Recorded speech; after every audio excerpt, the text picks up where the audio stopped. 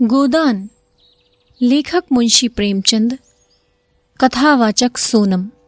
अध्याय 22। इधर कुछ दिनों से राय साहब की कन्या के विवाह की बातचीत हो रही थी।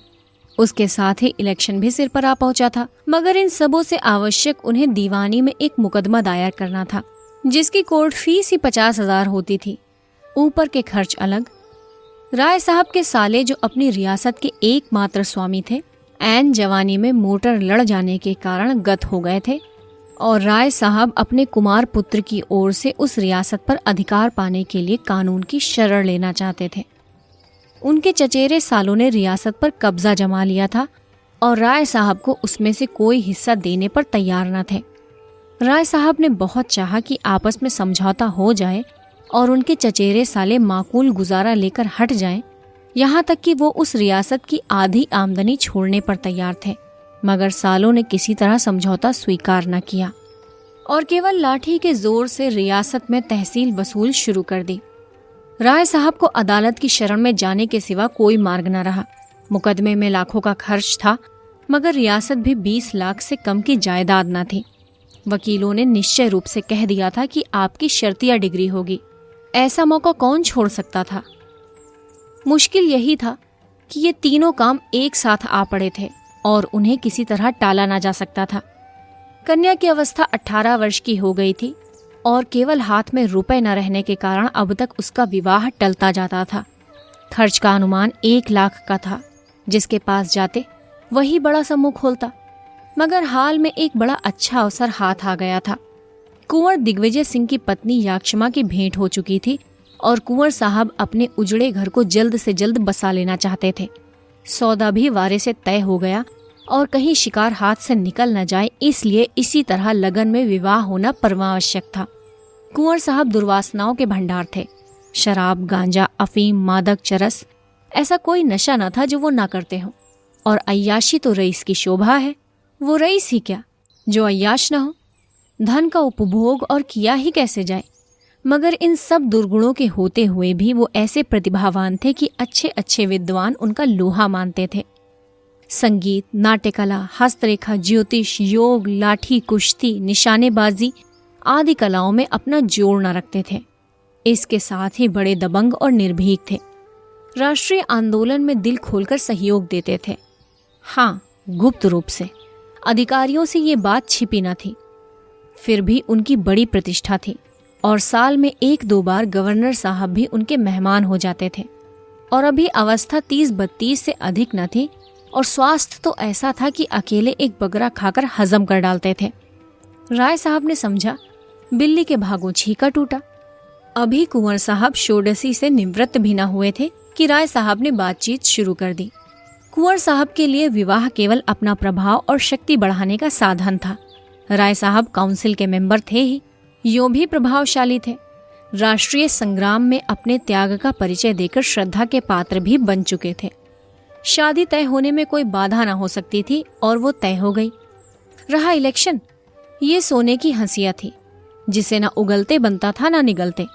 अब तक वो 2 बार निर्वाचित हो चुके थे और दोनों ही बार उन पर 1-1 लाख की चपत पड़ी थी।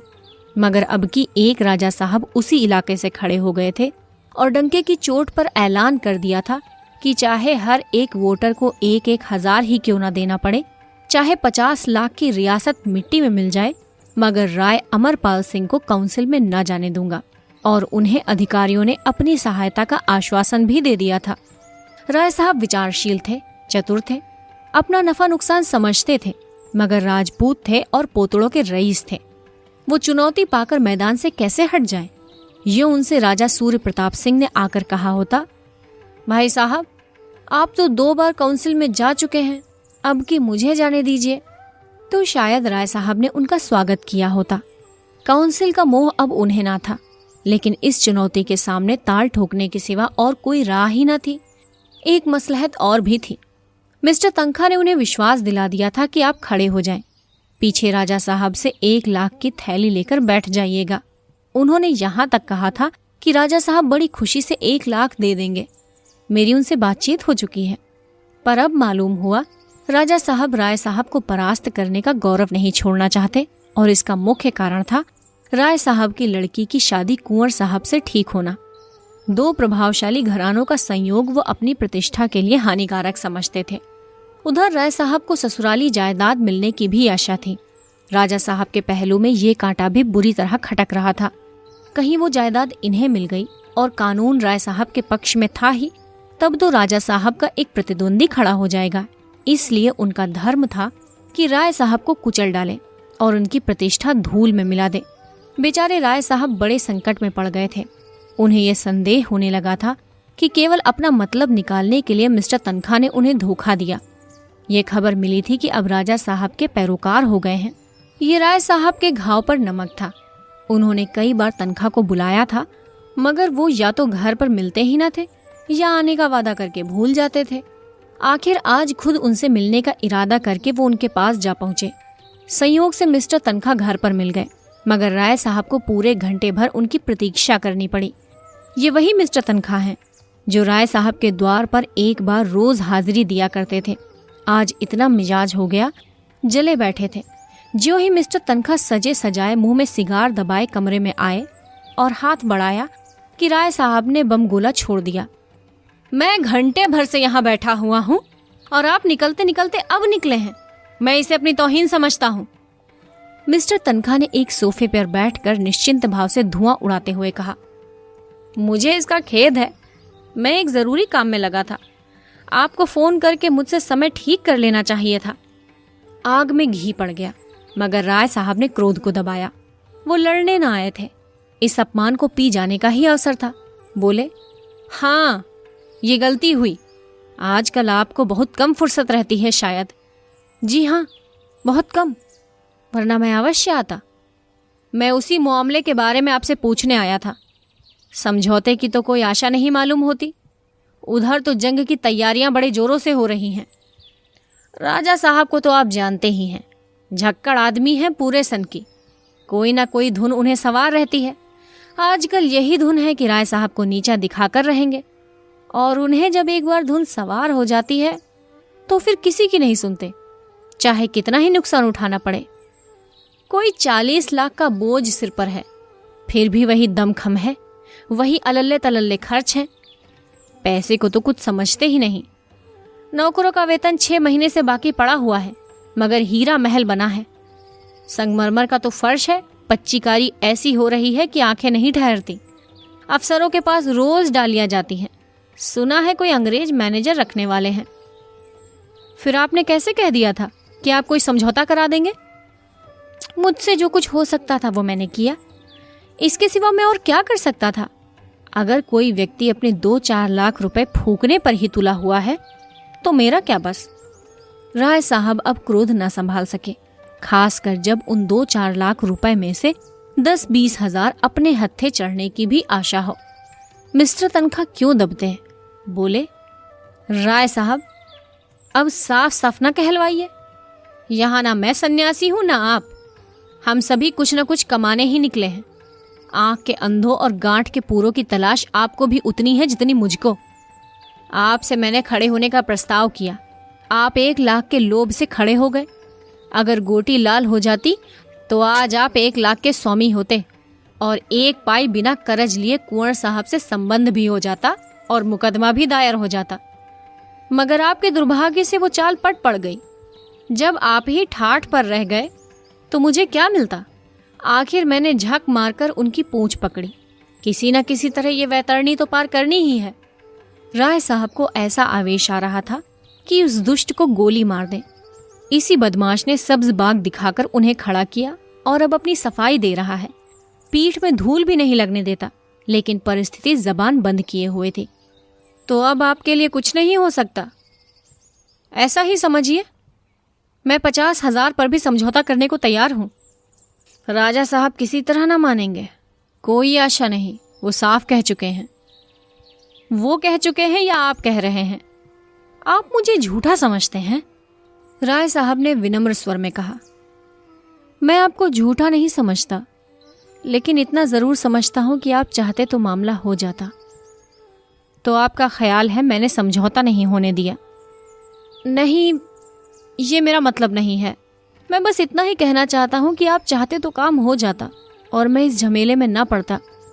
मिस्टर तनखा ने घड़ी की तरफ देखकर कहा, तो राय साहब, अगर आप साफ कहलाना चाहते हैं तो सुनिए, अगर आपने 10,000 का चेक मेरे हाथ में रख दिया होता तो आज निश्चय 1 लाख के स्वामी होते।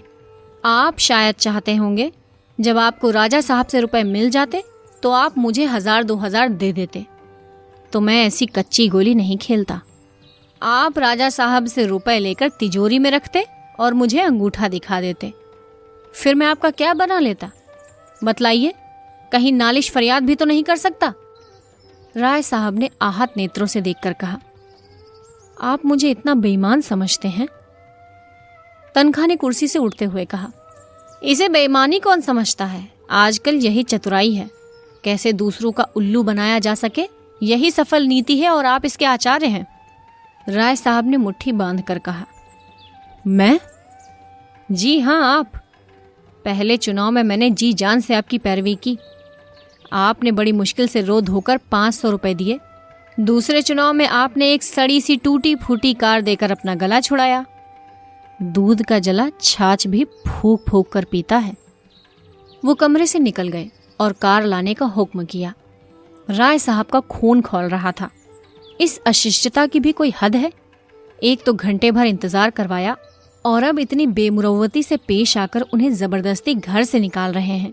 अगर उन्हें विश्वास होता कि वो मिस्टर तनखा को पटकनी दे सकते हैं तो कभी ना चूकते, मगर तनखा डील डॉल से उनसे सवाओ थे। जब मिस्टर तनखा ने हॉर्न बजाया तो वो भी जाकर अपनी कार में बैठे और सीधे मिस्टर खन्ना के पास पहुंचे। 9 बज रहे थे, मगर खन्ना साहब अभी तक मीठी नींद का आनंद ले रहे थे।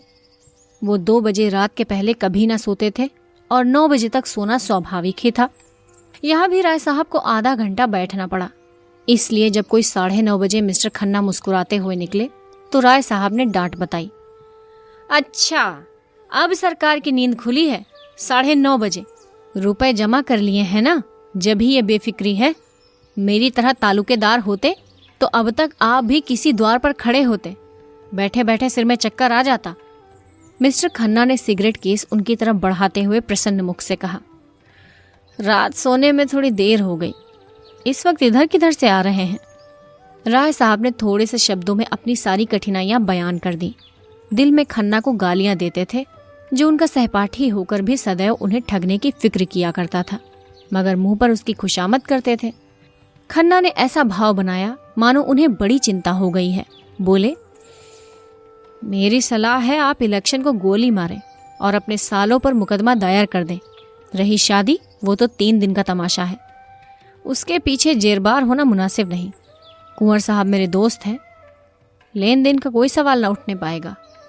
राय साहब ने व्यंग करके कहा, यह आप भूल जाते हैं मिस्टर खन्ना कि मैं बैंकर नहीं तालुकेदार हूँ। कुंवर साहब दहेज नहीं मांगते, उन्हें ईश्वर ने सब कुछ दिया है। लेकिन आप जानते हैं, ये मेरी अकेली लड़की है और उसकी माँ मर चुकी है। वो आज जिंदा होती तो शायद सारा घर लुटाकर भी उसे संतोष न होता।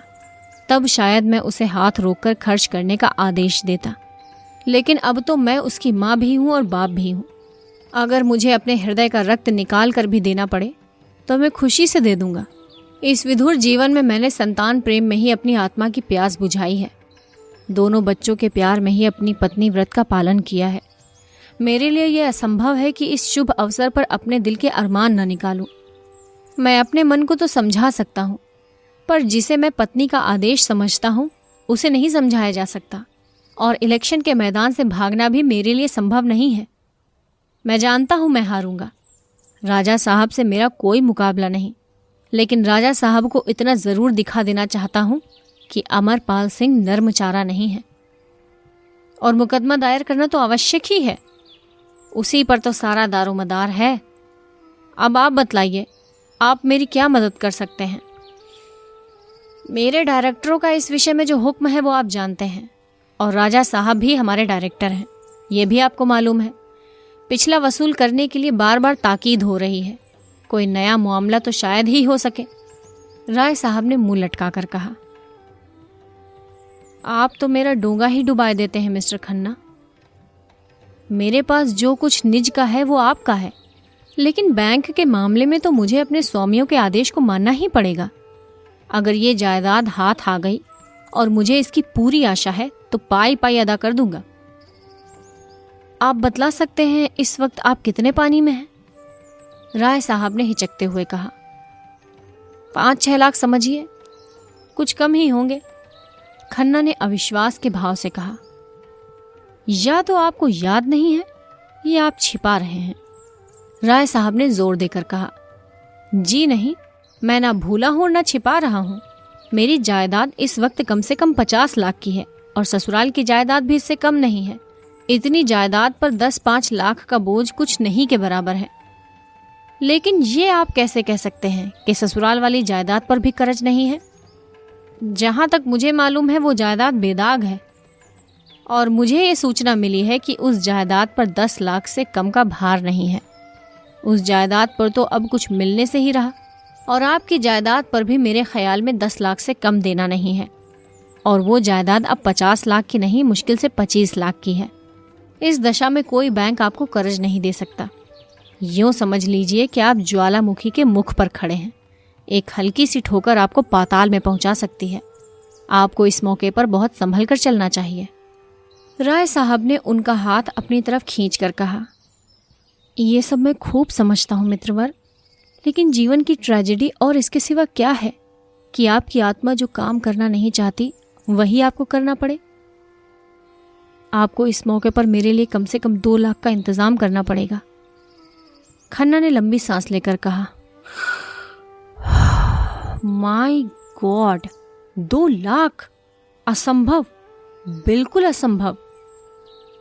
मैं तुम्हारे द्वार पर सिर पटक कर प्राण दे दूंगा खन्ना, इतना समझ लो। मैंने तुम्हारे ही भरोसे ये सारे प्रोग्राम बांधे हैं। अगर तुमने निराश कर दिया तो शायद मुझे जहर खा लेना पड़ेगा। मैं सूर्य प्रताप सिंह के सामने घुटने नहीं टेक सकता। कन्या का विवाह अभी 2-4 महीने टल सकता है। मुकदमा दायर करने के लिए अभी वक्त काफ़ी है, लेकिन ये इलेक्शन सिर पर आ गया है और मुझे सबसे बड़ी फिक्र यही है। खन्ना ने चकित होकर कहा। तो आप इलेक्शन में 2 लाख लगा देंगे? इलेक्शन का सवाल नहीं है भाई, ये इज्जत का सवाल है। क्या आपकी राय में मेरी इज्जत 2 लाख की भी नहीं? मेरी सारी रियासत बिक जाए गम नहीं, मगर सूर्य प्रताप सिंह को मैं आसानी से विजय न पाने दूंगा। खन्ना ने 1 मिनट तक धुआं निकालने के बाद कहा। बैंक की जो स्थिति है वो मैंने आपके सामने रख दी है। बैंक ने एक तरह से लेन देन का काम बंद कर दिया है। मैं कोशिश करूंगा कि आपके साथ खास रियायत की जाए, लेकिन ये आप जानते हैं। पर मेरा कमीशन क्या रहेगा? मुझे आपके लिए खास तौर पर सिफारिश करनी पड़ेगी। राजा साहब का अन्य डायरेक्टरों पर कितना प्रभाव है ये आप भी जानते हैं। मुझे उनके खिलाफ गुटबंदी करनी पड़ेगी। यूँ समझ लीजिए कि मेरी जिम्मेदारी पर ही मामला होगा। राय साहब का मुंह गिर गया। खन्ना उनके अंतरंग मित्रों में से थे, साथ के पढ़े हुए, साथ के बैठने वाले, और ये उनसे कमीशन की आशा रखते हैं? इतने बेमुरवती। आखिर वो जो इतने दिनों से खन्ना की खुशामद करते हैं वो किस दिन के लिए? बाग में फल निकले, शाक भाजी पैदा हो, सबसे पहले खन्ना के पास डाली भेजते हैं। कोई उत्सव हो, कोई जलसा हो, सबसे पहले खन्ना को निमंत्रण देते हैं। उसका ये जवाब हो? उदास मन से बोले, आपकी जो इच्छा हो, लेकिन मैं आपको अपना भाई समझता था। खन्ना ने कृतज्ञता के भाव से कहा। यह आपकी कृपा है। मैंने भी सदैव आपको अपना बड़ा भाई समझा है और अब भी समझता हूँ। कभी आपसे कोई पर्दा नहीं रखा, लेकिन व्यापार का क्षेत्र दूसरा है। यहाँ कोई किसी का दोस्त नहीं है, कोई किसी का भाई नहीं है। जिस तरह मैं भाई के नाते आपसे ये नहीं कह सकता कि मुझे दूसरों से ज़्यादा कमीशन दीजिए, उसी तरह आपको भी मेरे कमीशन में रियायत के लिए आग्रह नहीं करना चाहिए। मैं आपको विश्वास दिलाता हूँ कि मैं जितनी रियायत आपके साथ कर सकता हूँ उतनी करूँगा। कल आप दफ्तर के वक्त आएं और लिखा पढ़ी कर लें। बस बिजनेस खत्म। आपने कुछ और सुना? मेहता साहब आजकल मालती पर बेतरह रिझे हुए हैं। सारी फिलॉसफी निकल गई। दिन में 1-2 बार जरूर हाजिरी दे आते हैं और शाम को अक्सर दोनों साथ साथ सैर करने निकलते हैं।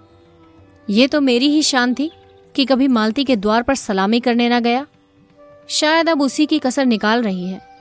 कहा तो ये हाल था कि जो कुछ है मिस्टर खन्ना है। कोई काम होता तो खन्ना के पास दौड़ी आती। जब रुपयों की जरूरत पड़ती तो खन्ना के नाम पुर्जा आता। और कहा अब मुझे देखकर मुंह फेर लेती हैं। मैंने खास उन्हीं के लिए फ्रांस से एक घड़ी मंगवाई थी। बड़े शौक से लेकर गया मगर ली नहीं। अभी कल मेवों की डाली भी भेजी थी, कश्मीर से मंगवाए थे, वापस कर दी। मुझे तो आश्चर्य होता है कि आदमी इतनी जल्दी कैसे बदल जाता है। राय साहब मन में तो उनकी बेकदरी पर खुश हुए, पर सहानुभूति दिखाकर बोले, अगर ये भी मान लें कि मेहता से उसको प्रेम हो गया है तो भी व्यवहार तोड़ने का कोई कारण नहीं है। खन्ना व्यथित स्वर में बोले, यही तो रंज है भाई साहब। ये तो मैं शुरू से जानता था, वो मेरे हाथ नहीं आ सकती। मैं आपसे सत्य कहता हूँ, मैं कभी इस धोखे में नहीं पड़ा कि मालती को मुझसे प्रेम है। प्रेम जैसी चीज उनसे मिल सकती है, इसकी मैंने कभी आशा ही नहीं की। मैं तो केवल उनके रूप का पुजारी था। सांप में विष है ये जानते हुए भी हम उसे दूध पिलाते हैं। तोते से ज्यादा निठुर जीव और कौन होगा, लेकिन केवल उसके रूप और वाणी पर मुग्ध होकर उसे पालते हैं और सोने के पिंजरे में रखते हैं। मेरे लिए भी मालती उसी तोते के समान थी। अफसोस ये है कि मैं पहले क्यों न चेत गया। इसके पीछे मैंने हजारों रुपए बर्बाद कर दिए भाई साहब। जब उसका रुक्का पहुंचा तो तुरंत रुपए भेजे। मेरी कार आज भी उसकी सवारी में है। उसके पीछे मैंने अपना घर चौपट कर दिया भाई साहब। हृदय में जितना रस था वो ऊसर की ओर इतने वेग से दौड़ा कि दूसरी तरफ का उद्यान बिल्कुल सूखा रह गया। बरसों हो गए मैंने गोविंदी से दिल खोलकर बात भी नहीं की। उसकी सेवा, स्नेह और त्याग से मुझे उसी तरह अरुचि हो गई थी जैसे अजीर्ण के रोगी को मोहन भोग से हो जाती है। मालती मुझे उसी तरह नचाती थी जैसे मदारी बंदर को नचाता है, और मैं खुशी से नाचता था। वो मेरा अपमान करती थी और मैं खुशी से हंसता था। वो मुझ पर शासन करती थी और मैं सिर झुकाता था। उसने मुझे कभी मुंह नहीं लगाया, ये मैं स्वीकार करता हूँ। उसने मुझे कभी प्रोत्साहन नहीं दिया, ये भी सत्य है। फिर भी मैं पतंग की भांति उसके मुखदीप पर प्राण देता था, और अब वो मुझसे शिष्टाचार का व्यवहार भी नहीं करती। लेकिन भाई साहब, मैं कह देता हूँ कि खन्नत चुप बैठने वाला आदमी नहीं है। उसके पुर्जे मेरे पास सुरक्षित हैं। मैं उससे एक एक पाई वसूल कर लूंगा, और डॉक्टर मेहता को तो मैं लखनऊ से निकाल कर दम लूंगा। उनका यहाँ रहना असंभव कर दूंगा। उसी वक्त हॉर्न की आवाज आई और एक क्षण में मिस्टर मेहता आकर खड़े हो गए। गोरा चिट्टा रंग, स्वास्थ्य की लालिमा गालों पर चमकती हुई, नीचे अचकन चूड़ीदार पजामा, सुनहली ऐनक, सौम्यता के देवता से लगते थे। खन्ना ने हाथ उठाकर मिलाया। आइए मिस्टर मेहता, आप ही का जिक्र हो रहा था। मेहता ने दोनों सज्जनों से हाथ मिलाकर कहा, बड़ी अच्छी साइट में घर से चला था कि आप दोनों साहब से एक ही जगह भेंट हो गई। आपने शायद पत्रों में देखा होगा, यहाँ महिलाओं के लिए एक व्यायाम शाला का आयोजन हो रहा है। मिस मालती उस कमेटी की सभा नेत्री हैं। अनुमान किया गया है कि शाला में 2 लाख रुपए लगेंगे। नगर में उसकी कितनी जरूरत है ये आप लोग मुझसे ज्यादा जानते हैं। मैं चाहता हूँ कि आप दोनों साहबों का नाम सबसे ऊपर हो। मिस मालती खुद आने वाली थी, पर आज उनके फादर की तबीयत अच्छी नहीं है, इसलिए नहीं आ सके। उन्होंने चंदे की सूची राय साहब के हाथ में रख दी। पहला नाम राजा सूर्य प्रताप सिंह का था, जिसके सामने 5,000 रुपए की रकम लिखी थी। उसके बाद कुंवर दिग्विजय सिंह के 3,000 रुपए थे। इसके बाद और कई रकमें इतनी या इससे कुछ कम थी। मालती ने 500 रुपए दिए थे और डॉक्टर मेहता ने 1,000 रुपए। राय साहब ने अप्रतिभ होकर कहा, कोई 40,000 तो आप लोगों ने फटकार लिए। मेहता ने गर्व से कहा, ये सब आप लोगों की दया है और ये केवल 3 घंटे का परिश्रम है। राजा सूर्य प्रताप सिंह ने शायद ही किसी सार्वजनिक कार्य में भाग लिया हो, लेकिन आज तो उन्होंने बेकहे सुने चेक लिख दिया। देश में जागृति है, जनता किसी भी शुभ काम में सहयोग देने को तैयार है। केवल उसे विश्वास होना चाहिए कि उसके दान का सदुपयोग होगा। आपसे तो मुझे बड़ी आशा है मिस्टर खन्ना। खन्ना ने उपेक्षा भाव से कहा, मैं ऐसे फिजूल के कामों में नहीं पड़ता। ना जाने आप लोग पश्चिम की गुलामी में कहाँ तक जाएंगे।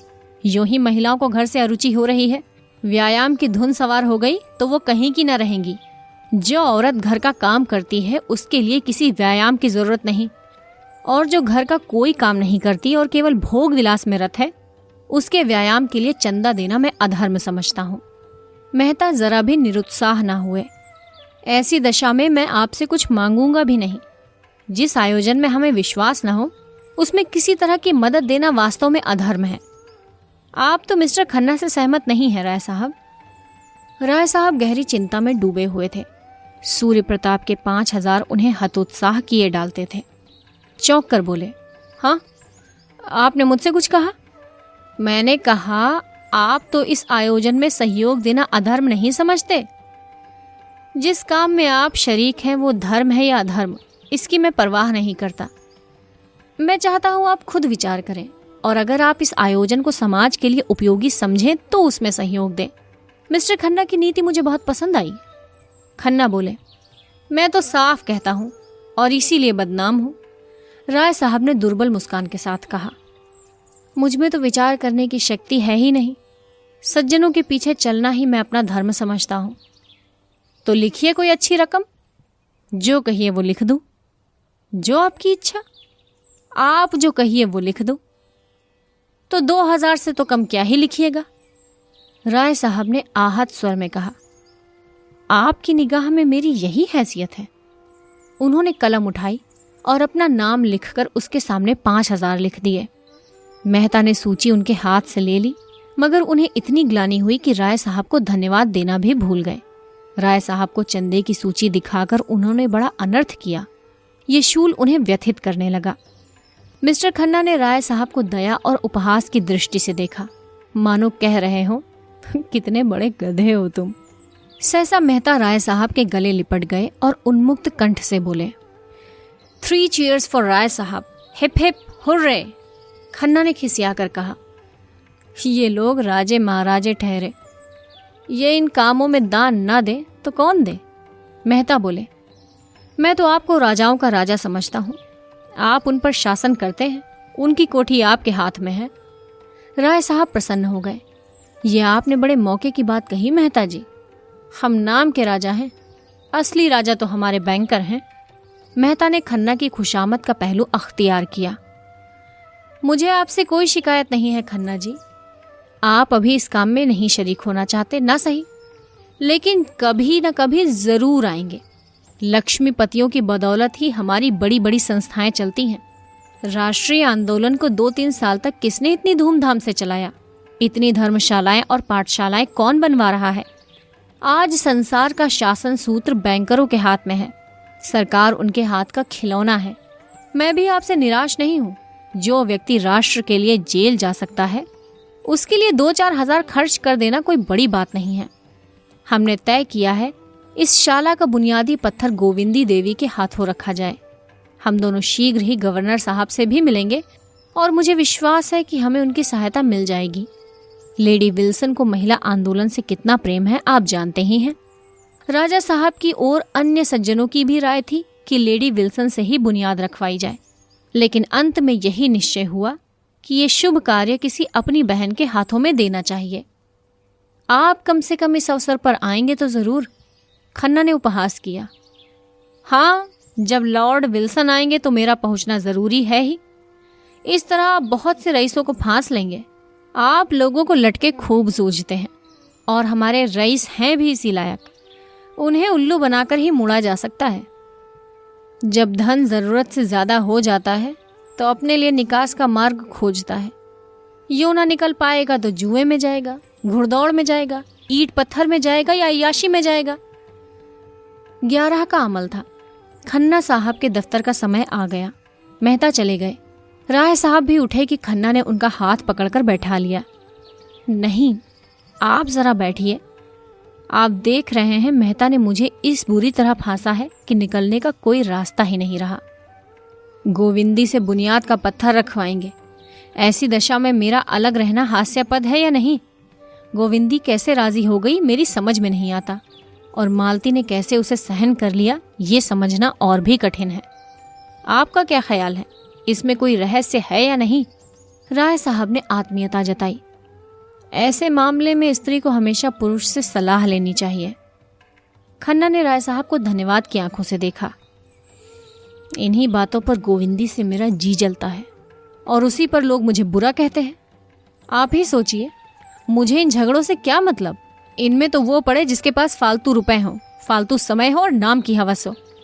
होना यही है कि 2-4 महाशय सेक्रेटरी और अंडर सेक्रेटरी और प्रधान और उप प्रधान बनकर अफसरों को दावतें देंगे उनके कृपा पात्र बनेंगे और यूनिवर्सिटी की छोकरियों को जमा करके विहार करेंगे। व्यायाम तो दिखाने के दांत हैं। ऐसी संस्था में हमेशा यही होता है और यही होगा, और उल्लू बनेंगे हम और हमारे भाई जो धनी कहलाते हैं, और ये सब गोविंदी के कारण। वो एक बार कुर्सी से उठे, फिर बैठ गए। गोविंदी के प्रति उनका क्रोध प्रचंड होता जा रहा था। उन्होंने दोनों हाथ से सिर को संभाल कर कहा, मैं नहीं समझता मुझे क्या करना चाहिए। राय साहब ने ठकुर सुहाती की, कुछ नहीं, आप गोविंदी देवी से साफ कह दें, तुम मेहता को इनकारी खत लिख दो, छुट्टी हुई। मैं तो लाग डांट में फंस गया, आप क्यों फंसे? खन्ना ने क्षण भर के लिए इस प्रस्ताव पर विचार करके कहा, लेकिन सोचिए कितना मुश्किल काम है। लेडी विल्सन से इसका जिक्र हो चुका है, सारे शहर में खबर फैल गई होगी और शायद आज पत्रों में भी निकल जाए। ये सब मालती की शरारत है, उसी ने मुझे आजिज करने का ये ढंग निकाला है। हाँ, मालूम तो यही होता है, वो मुझे जलील करना चाहती है। आप शिलान्यास के एक दिन पहले बाहर चले जाइएगा। मुश्किल है राय साहब, कहीं मुंह दिखाने की जगह न रहेगी। उस दिन तो मुझे हैजा भी हो जाए तो भी वहां जाना पड़ेगा। राय साहब आशा बांधे हुए कल आने का वादा करके ज्यों ही निकले कि खन्ना ने अंदर जाकर गोविंदी को आड़े हाथों लिया। तुमने इस व्यायामशाला की नींव रखना क्यों स्वीकार किया? गोविंदी कैसे कहे कि ये सम्मान पाकर वो मन में कितनी प्रसन्न रही थी, उस अवसर के लिए कितने मनोयोग से अपना भाषण लिख रही थी और कितनी ओज भरी कविता रची थी। उसने दिल में समझा था ये प्रस्ताव स्वीकार करके वो खन्ना को प्रसन्न कर देगी। उसका सम्मान तो उसके पति का ही सम्मान है, खन्ना को इसमें कोई आपत्ति हो सकती है, इसकी उसने कल्पना भी न की थी। इधर कई दिनों से पति को कुछ सदैव देखकर उसका मन बढ़ने लगा था। वो अपने भाषण से और अपनी कविता से लोगों को मुग्ध कर देने का स्वप्न देख रही थी। ये प्रश्न सुना और खन्ना की मुद्रा देखी तो उसकी छाती धक धक करने लगी। अपराधी की भांति बोली, डॉक्टर मेहता ने आग्रह किया तो मैंने स्वीकार कर लिया। डॉक्टर मेहता तुम्हें कुएं में गिरने को कहें तो शायद इतनी खुशी से न तैयार होगी। गोविंदी की जबान बंद हो गई।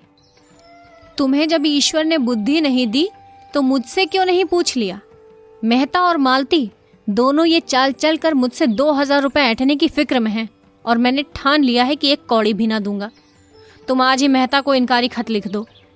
गोविंदी ने एक क्षण सोचकर कहा, तो तुम ही लिख दो ना। मैं क्यों लिखूं? बात की तुमने, लिखूं मैं? डॉक्टर साहब कारण पूछेंगे तो क्या बतलाऊंगी? बताना अपना सिर, और क्या। मैं इस व्याभिचारी शाला को एक ढेली भी नहीं देना चाहता। तो तुम्हें देने को कौन कहता है? खन्ना ने होंठ चबाकर कहा, कैसी बेसमझी की बातें करती हो तुम वहां नींव रखोगी और कुछ दोगी नहीं तो संसार क्या कहेगा?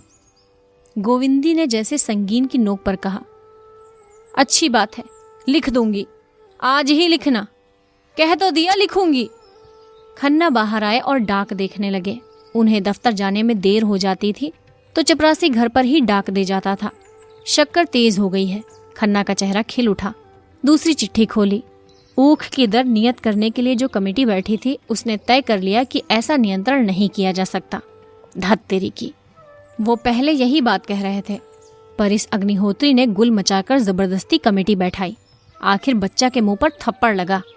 ये मिल वालों और किसानों के बीच का मामला है, सरकार इसमें दखल देने वाली कौन? सहसा मिस मालती कार से उतरी। कमल की भांति खिली, दीपक की भांति दमकती, स्फूर्ति और उल्लास की प्रतिमा सी, निशंक निर्द्वंद, मानो उसे विश्वास है कि संसार में उसके लिए आदर और सुख का द्वार खुला हुआ है। खन्ना ने बरामदे में आकर अभिवादन किया। मालती ने पूछा, क्या यहाँ मेहता आए थे? हाँ, आए तो थे।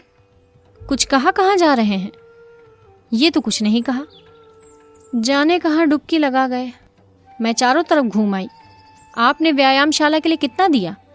खन्ना ने अपराधी स्वर में कहा, मैंने इस मामले को समझा ही नहीं। मालती ने बड़ी बड़ी आंखों से उन्हें तरेरा, मानो सोच रही हो कि उन पर दया करें या रोष। इसमें समझने की क्या बात थी? और समझ लेते आगे पीछे, इस वक्त तो कुछ देने की बात थी। मैंने मेहता को ठेल कर यहाँ भेजा था। बेचारे डर रहे थे कि आप ना जाने क्या जवाब दें। आपकी इस कंजूसी का क्या फल होगा आप जानते हैं। यहाँ के व्यापारी समाज से कुछ न मिलेगा। आपने शायद मुझे अपमानित करने का निश्चय कर लिया है। सबकी सलाह थी कि लेडी विल्सन बुनियाद रखें।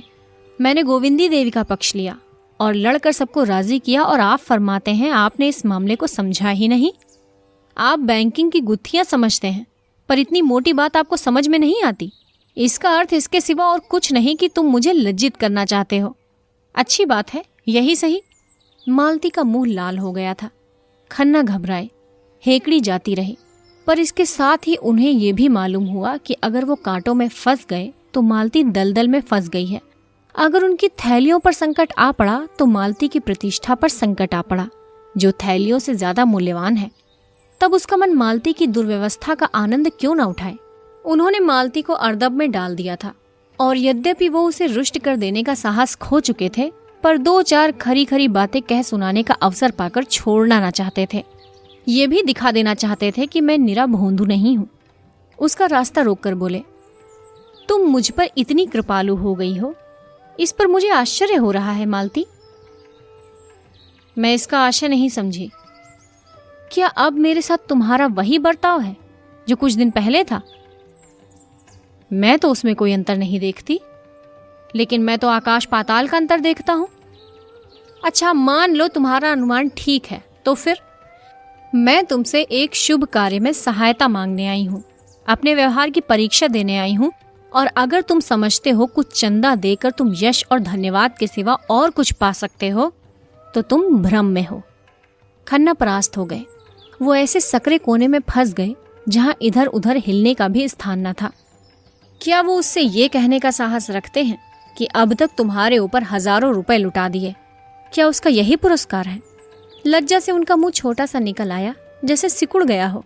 झेपते हुए बोले, मेरा आशय ये ना था मालती, तुम बिल्कुल गलत समझी।